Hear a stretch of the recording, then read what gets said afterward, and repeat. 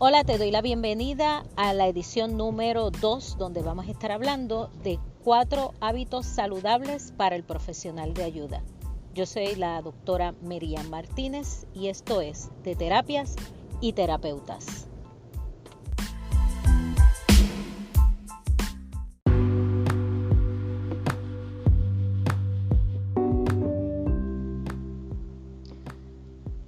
Hoy quiero hablarte de hábitos.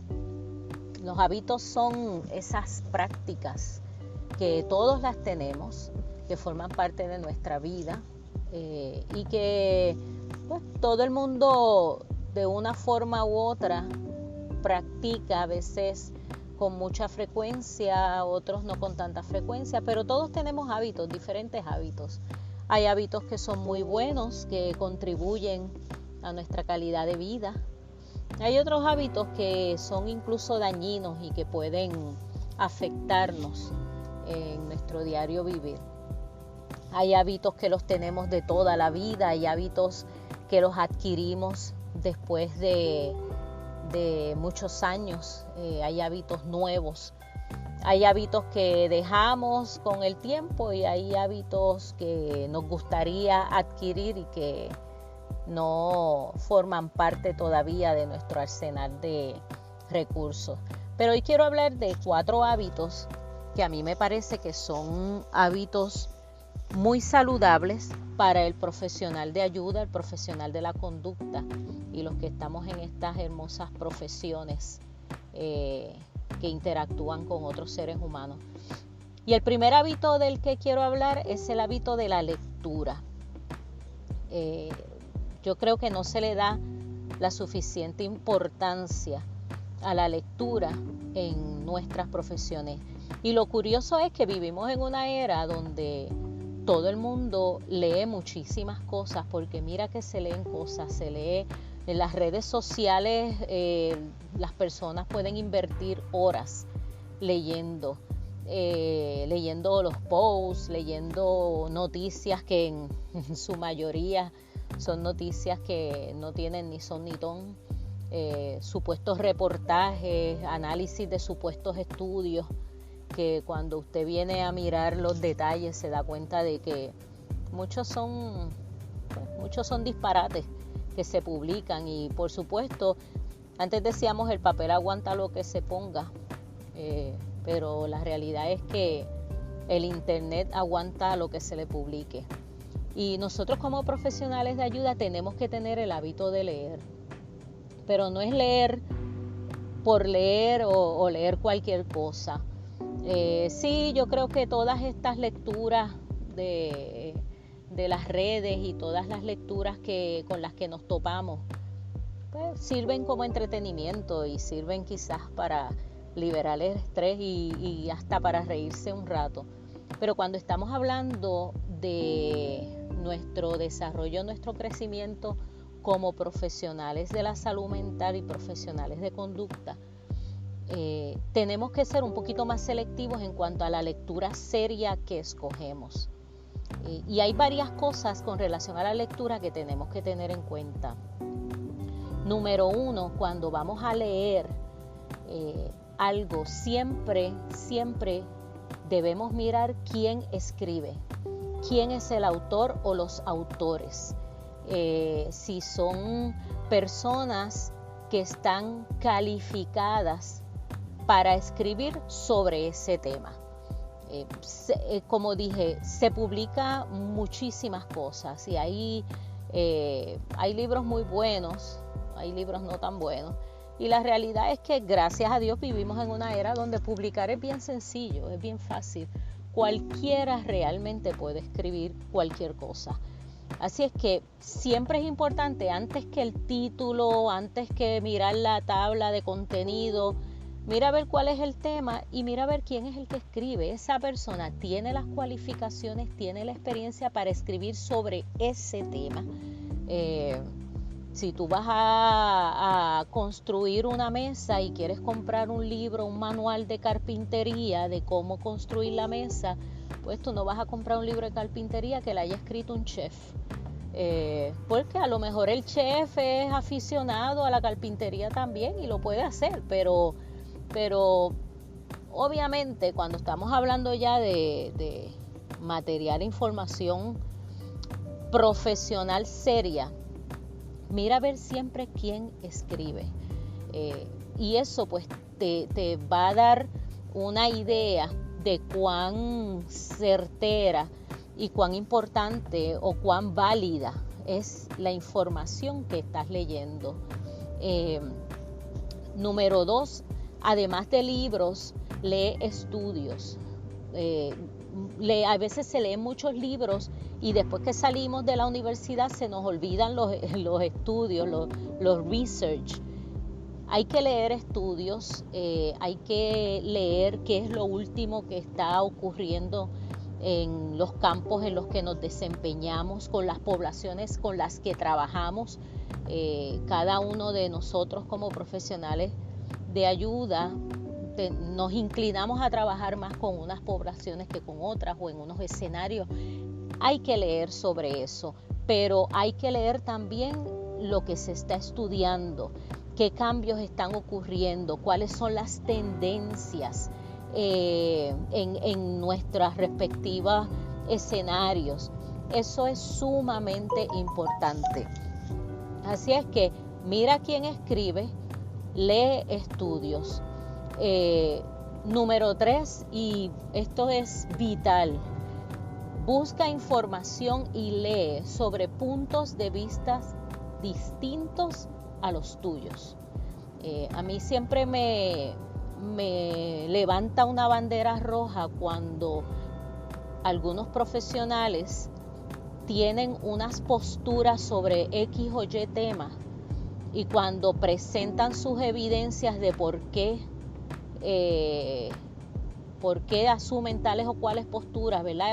O presentan siempre utilizan escritos, libros, estudios que validan la idea que ya el profesional tiene. Y sé que eso lo dije ahí medio enredado, no sé si me estás cachando la idea, pero lo que quiero decir es, si yo tengo una postura, una posición, una idea, una opinión sobre X o Y tema, no puedo limitarme a leer los autores o los escritos, los estudios que estén de acuerdo con lo que ya yo creo, porque ahí pues estoy validando y muchas veces hacemos eso.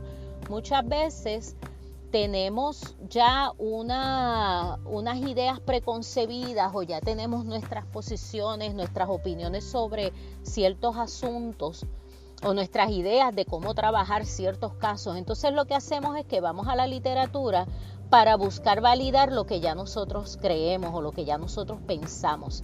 Ahí no hay crecimiento ninguno. Hay crecimiento en más información y validarte lo que ya piensas. Aquí lo importante es tener pensamiento crítico, y el pensamiento crítico tú lo desarrollas cuando tú vas a la literatura a buscar posturas distintas a la tuya, pero con una mentalidad abierta, porque también tenemos el otro caso, donde vamos entonces a buscar literatura que es distinta a la mía, pero empiezo a leerla para poder debatirla y para tener armas con que atacar otras posiciones u otras opiniones. Tenemos que tener una mente abierta, dispuesta a quitarnos las gringolas y a considerar otras opiniones y otras posturas que muchas veces nos sorprenderíamos cuando nos damos cuenta de que quizás esto que yo siempre pensaba que era así, ahora me estoy dando cuenta que a lo mejor estaba equivocada. Eso a algunos nos cuesta hacer eso, pero es sumamente importante para crecer como profesional. En honor a la verdad, yo hoy, 20 y tantos años más tarde de cuando me gradué, pienso muy, muy, muy diferente a como pensaba cuando yo empecé en esta carrera. Y tengo que admitir que es difícil uno estudiar y leer y buscar información y toparse con ideas y posturas y principios distintos a los de uno y uno tener que reconocer, caramba, quizás estaba equivocada, tengo que corregir esto. Pero ahí es que está el crecimiento, Si tú eres la misma persona que eras hace 5 años atrás, 10 años atrás, hay un problema. Y nosotros, por lo menos yo que vengo de la rama de la consejería, que trabajamos con el aspecto desarrollativo del ser humano, sabemos que el ser humano está en constante crecimiento y desarrollo. Y el crecimiento y desarrollo implica cambios. Así que con los años nosotros necesitamos cambiar, no podemos ser la misma persona. Estaríamos estancados si 10 años más tarde, 5 años más tarde, yo soy exactamente la misma persona que era 5 años atrás.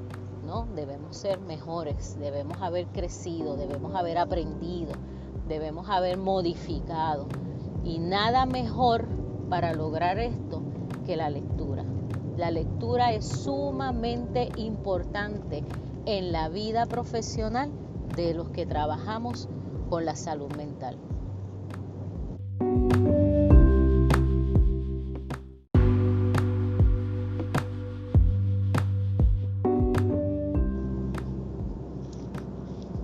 El segundo hábito está relacionado al primero.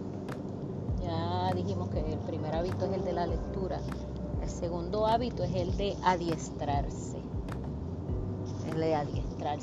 De prepararse y tratar de adquirir la mayor cantidad de destrezas, conocimientos, herramientas, estrategias para ser efectivos en nuestra ejecutoria como profesionales de la salud mental. Y cuando hablamos de adiestramiento, estamos hablando no meramente de los cursos que nos tocan tomar de educación continua para poder renovar nuestras respectivas licencias. Algo que he notado mucho entre los colegas y compañeros que trabajamos en este campo es que pues hay a lo mejor un taller, un adiestramiento, una certificación, algo que nos gusta, nos interesa, pero si no tiene créditos de educación continua, pues no lo tomo. Y eso es se parece un poquito a cuando estábamos en la escuela superior o en la intermedia, que el maestro o la maestra nos daba alguna información que nos resultaba importante o nos resultaba interesante y siempre preguntábamos, Missy, ¿eso es para nota? ¿O eso es para nota? Y si no era para nota, pues desechábamos la información. Y esa mala costumbre muchas veces la hemos arrastrado, y si no tiene un valor en términos de ayudarme para mi educación continua y renovar mis créditos, renovar mi licencia, quiero decir, pues entonces no le damos la importancia. Nosotros tenemos que trascender a eso. Claro, es importante que tomemos nuestros créditos de educación continua porque si no, no podemos renovar nuestras licencias. Y si vamos a tomar créditos de educación continua y esos créditos son en temas o en áreas que nos gustan y nos interesan o que estamos trabajando y nos ayudan a capacitarnos mejor, pues súper, mejor todavía. Pero ese no debe ser el único criterio. Aquí en Puerto Rico, por lo menos específicamente en Puerto Rico, se dan muchísimos talleres, seminarios, cursos, certificaciones que son muy buenas. Gracias a Dios nosotros somos bendecidos en el sentido de que tenemos muy buenos profesionales y muy buenas escuelas y muy buenas instituciones que están contribuyendo a esto. Y debemos aprovechar eso. Si tú que me estás escuchando pues estás en otro país, pues entonces también busca en tu país qué oportunidades de aprendizaje se dan. Hay unos que son libres de costo. A veces podemos conseguir muy buenos libres de costo, a veces nos cuestan un poquito, sin embargo eso no es un gasto, es una inversión. Los hay presenciales, los hay online y muchísimas modalidades. Ahora, es importante que tengamos la disposición de aprender, prepararnos, capacitarnos en distintas áreas del saber que nos pueden ayudar. Si nosotros nos interesa una población en particular, nos interesa trabajar con una problemática en particular, pues vamos a buscar esas certificaciones, esos cursos que se van a dar y vamos a tomarlos, vamos a mejorar como profesionales. Mira, el conocimiento no ocupa espacio y la realidad es que a mayor preparación, mejor servicio. No siempre uno necesita ir a buscar mejorar profesionalmente meramente porque pues en mi trabajo si tomo esto me van a subir el salario o porque me va a servir para esto otro. Hay veces que necesitamos aprender por el mero hecho de aprender, porque hay cosas que necesitamos saberlas. Aparte de que nosotros en estas profesiones tenemos que vernos como eternos estudiantes. Siempre hay algo que aprender, siempre hay algo que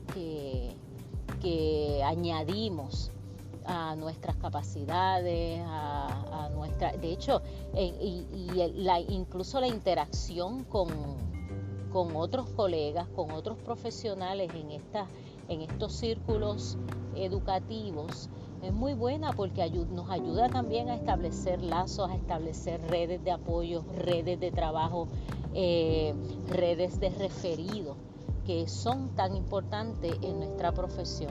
Así es que el segundo hábito es el hábito de mantenernos adiestrándonos, pero aquí estoy hablando de este adiestramiento formal, de invertir tiempo, muchas veces invertir dinero, invertir esfuerzo en mejorarnos como profesionales. No importa cuánto tiempo hace que usted se graduó, siempre, o cuánta experiencia tenga, siempre hay algo que puede aprender.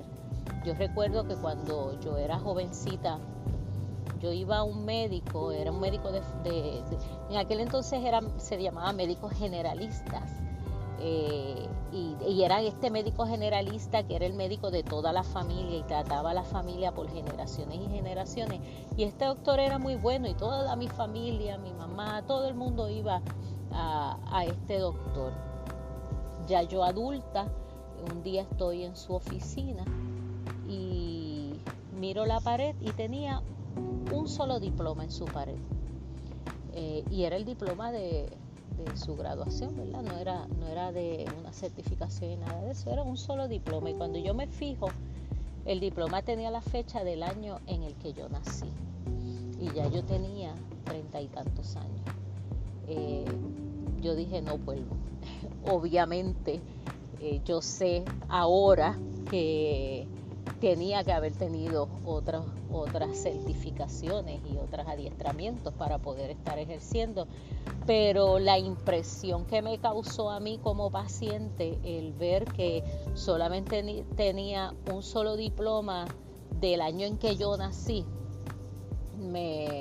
me impactó mucho, porque a pesar de que a lo mejor no era la realidad, la impresión que me dio era que no estaba al día, que no estaba actualizado. Así es que nosotros los profesionales de la salud mental tenemos que mantenernos actualizados y tenemos que buscar adiestramientos.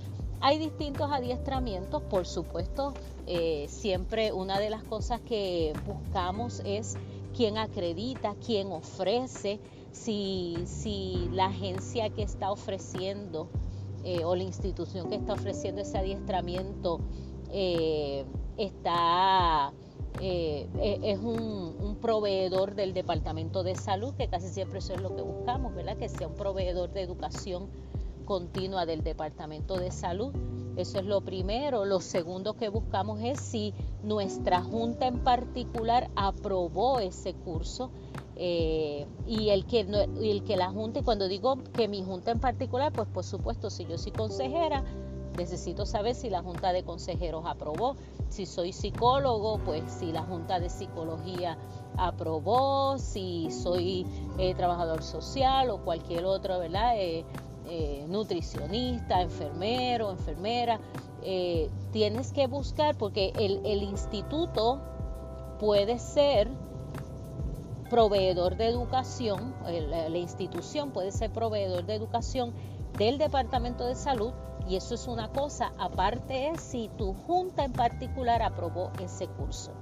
Claro, el que la junta haya o no aprobado el curso no necesariamente representa la validez del curso, porque muchas veces hay cursos que simplemente no se someten a las juntas y pueden ser cursos muy buenos. Así es que una cosa no necesariamente tiene que tener que ver con la otra. Por supuesto, si está aprobado por su junta, pues muchísimo mejor, porque entonces ahí tendría los créditos de educación continua para la renovación de su licencia. Aparte de si está aprobado por la junta, pues entonces lo otro que hay que ver es si hay otras aprobaciones o si hay otras acreditaciones. Pero independientemente de eso, es mirar cuál es el contenido, qué es lo que vas a aprender, quiénes son los recursos que van a dar ese taller o ese seminario. Y al igual que que expliqué en el primer hábito de la lectura, ¿quiénes son? Pues ¿quién es el autor del libro? Pues lo mismo, ¿quién es el autor del curso? ¿Quién lo va a dar? ¿Qué expertise tiene para ofrecer esta información?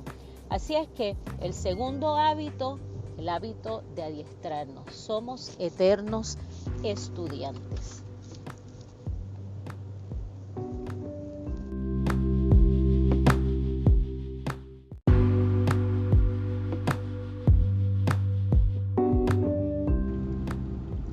El tercer hábito del que te quiero hablar es el de cultivar tu espiritualidad.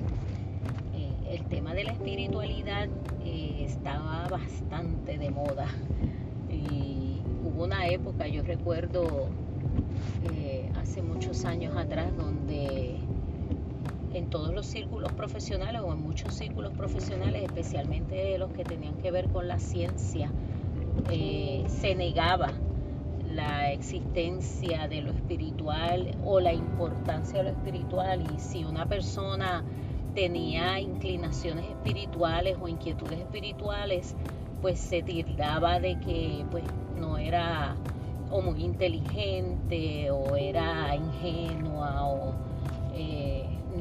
no se mezclaba lo profesional con lo espiritual. Hoy en día hemos aprendido muchísimo sobre el aspecto espiritual del ser humano, y pues todavía hay algunos bolsillos en donde se niega completamente la existencia de la espiritualidad en la vida de las personas, pero eso ya prácticamente es una minoría dentro de los círculos profesionales.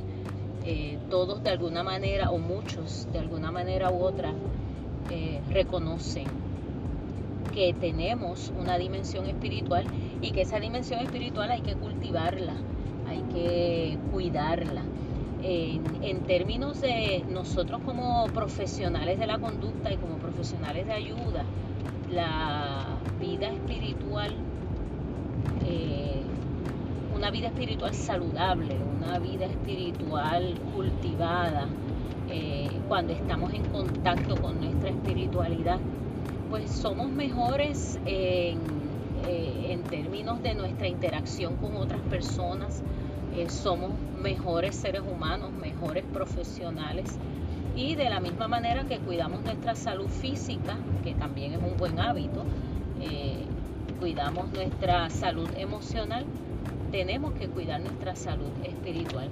Y dentro del cultivo de la espiritualidad hay algunas cositas que me gustaría mencionarte que puedes hacer. Una es practicar la introvisión, lo que en inglés llamamos el insight, la autoevaluación, el tomar tiempo para explorar cómo te sientes, explorar cuáles han sido tus mayores retos, qué aspectos de ti necesitan mejorar, modificar, qué aspectos de ti necesitas cambiar o sustituir, cómo está tu vida en términos generales, una introvisión y una autoevaluación genuina, honesta.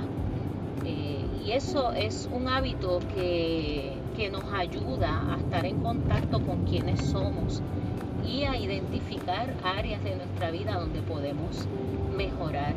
Otro aspecto del cultivo de la espiritualidad es el practicar el agradecimiento, el dar gracias. Y dar gracias a lo que entendamos que hay que dar gracias, ¿verdad? Hay quien dice, pues, dar gracias a la vida, dar gracias al universo. Yo en mi carácter personal doy gracias a Dios porque soy creyente, así es que en mi carácter personal, cuando yo pienso en agradecimiento, pienso en agradecerle a Dios. Pero el estar agradecido por lo que somos, por quienes somos, porque pues muchas veces hablamos de dar gracias por lo que tenemos, pero la realidad es que incluso dar gracias por cosas que tenemos, que no deja de ser bueno, pero a mí me parece que dar gracias únicamente por lo que tenemos sigue siendo un poco superficial. Hay que dar gracias por quienes somos, por quienes hemos llegado a ser, por el valor que tenemos como individuos independientemente de lo que tengamos o de lo que no tengamos. Ser agradecidos con otros, darle gracias a nuestra familia, a nuestra pareja, a nuestros hijos, compañeros de trabajo, colegas, gente que han sido importantes. Hay veces que nos sentimos bien agradecidos con personas en nuestra vida, pero nunca les decimos gracias, nunca estamos agradecidos, pero no lo expresamos. Parte también del cultivo de la espiritualidad es la meditación o la oración, ese tiempo de reflexión donde hacemos un alto para pensar, reflexionar, meditar en nuestra vida, en nuestras circunstancias, en nuestros recursos, en quienes somos.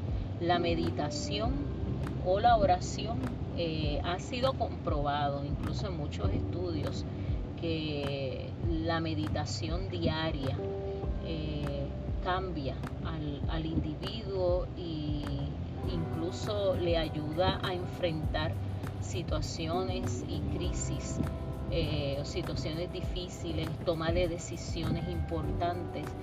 La meditación y la oración ayuda a que podamos hacer todo eso con paz. Así es que la introvisión, el agradecimiento, la meditación o la oración son elementos importantes en el cultivo de la espiritualidad. Como profesionales tenemos que estar conscientes de que necesitamos estar bien para nosotros poder ayudar a otras personas. Y cuarto, dentro de la espiritualidad y no menos importante, es la práctica de la fe. La fe que sea que se profese, si es que se profesa alguna, profesarla con honestidad, profesarla de manera genuina, no como una mera práctica ritualista, no porque los rituales no sean importantes, eso es tema para otro podcast, pero practicar nuestra fe, vivir nuestra fe, y repito, la fe que sea que se profese de manera genuina, honesta e íntegra. Todo eso nos ayuda al cultivo de una vida espiritual saludable.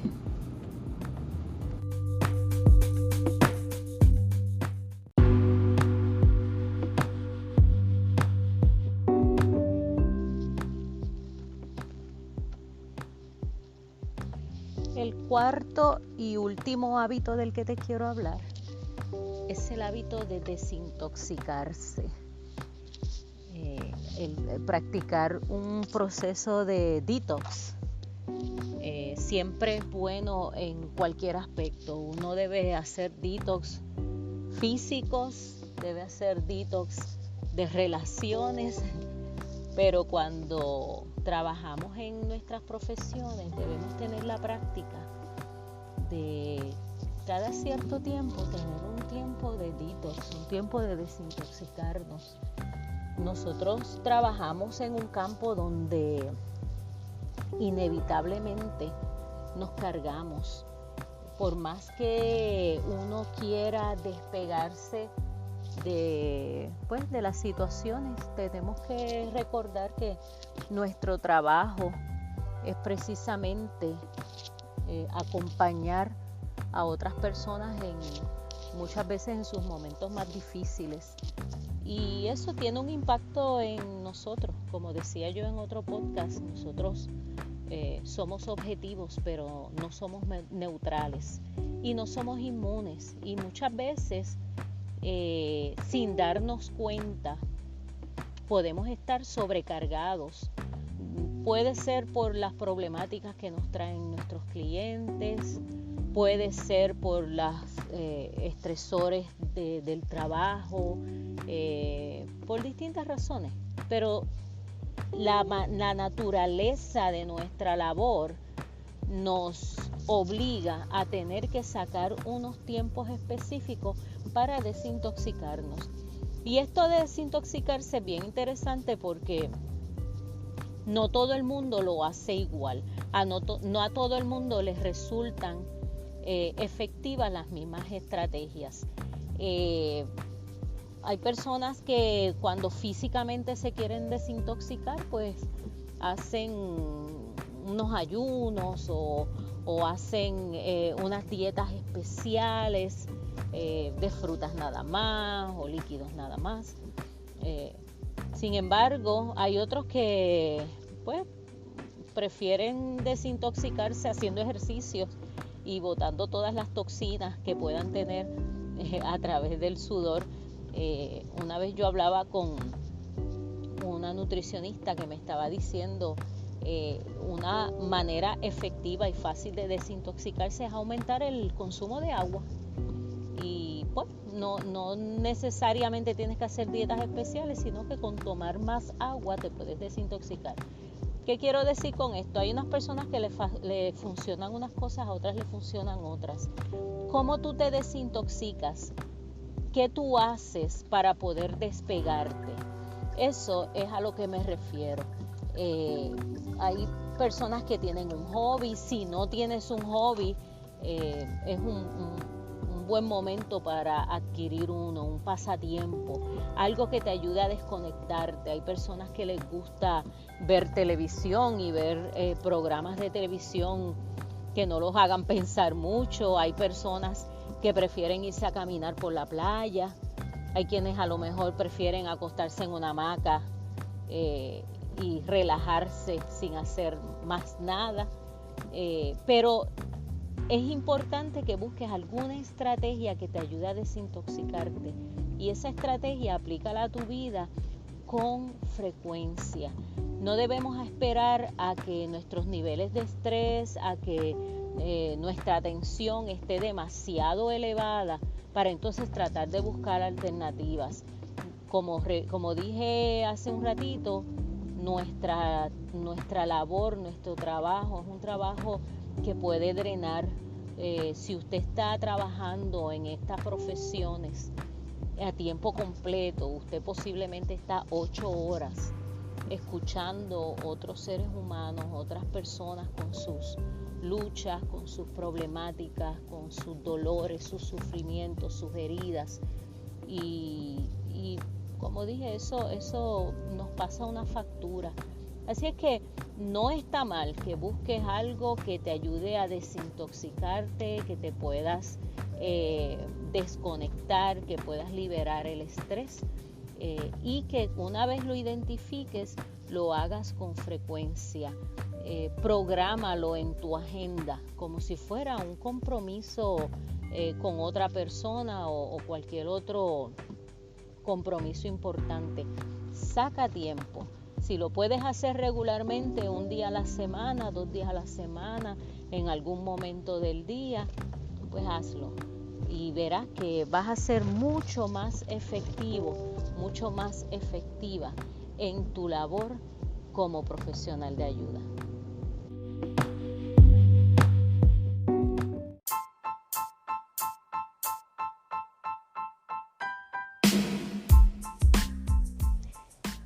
Gracias por escuchar. Te invito a que me dejes tus comentarios en la sección de comentarios, o si tienes alguna pregunta o algún tema que te interesa que toquemos en nuestro podcast, puedes escribirnos a mmartinez@consejería.net para recibir información sobre nuestros talleres, educaciones continuas y certificaciones. Puedes entrar al website www.institutopr.com o llámanos al 787-364-9880.